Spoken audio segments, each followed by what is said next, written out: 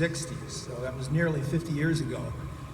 We were both students at SIU-E, and we were opponents on the intramural field. Bob was a running back for the Teak fraternity, and I was a quarterback for a sports club called the Mooners. And Bob was just fun to be around, much like he is today. And we bonded because of our love of sports, music, and mischief, mostly mischief. But any sport with a ball, we were all over it. And we did, however, just barely spend enough time in the classroom to earn our degrees. But most of our education came outside the classroom. And some of you will remember on campus we got educated at the MRF, the Mississippi River Festival, Tower Lake, the campus athletic fields. But off campus we got our education at Vanzo's, Stagger Inn, Rusty's, pretty much anywhere they served cold beer. After college, our career choices were similar. Me in athletic administration and coaching soccer, Bob in athletic administration and coaching tennis. And what a stellar and storybook career Bob carved out for himself in tennis. His SIU-E men's and women's championships are well chronicled. The contribution he made to Edwardsville high school teams, the clinics and the classes that he teaches here at the YMCA are still valued. But some of you, well, some of the players are probably too young, but most of you here would remember Roger Stahlbach. He was the meticulous quarterback for the Dallas Cowboys, and he was talking about work ethic, and he said, there are not many traffic jams on the extra mile.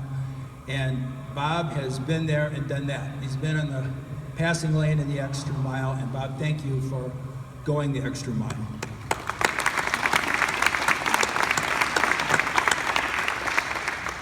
There are many components to coaching, certainly recruiting, administrative paperwork, managing egos, practice coaching, and game day coaching.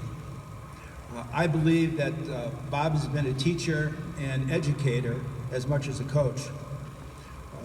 Some in our generation would probably remember Casey Stengel. He was the legendary manager of the New York Yankees and the Mets, and he was asked, what is the secret to managing a team? And his response really applies to managing a business or an institution or whatever. He thought about it and he said, the trick to managing a team is keeping the 5 guys that don't like you away from the 5 guys that haven't made up their mind yet. And I don't think Bob had that problem because he's a player's coach. He's a motivator. His players play at their highest level because they want to make Bob proud. Bob has a passion for tennis, and one person with passion is better than 40 who are just merely interested. Not one of the most important, but the most important thing Bob has done is fall in love with Mara Lopez and raise 2 extraordinary children, Zach and Abby.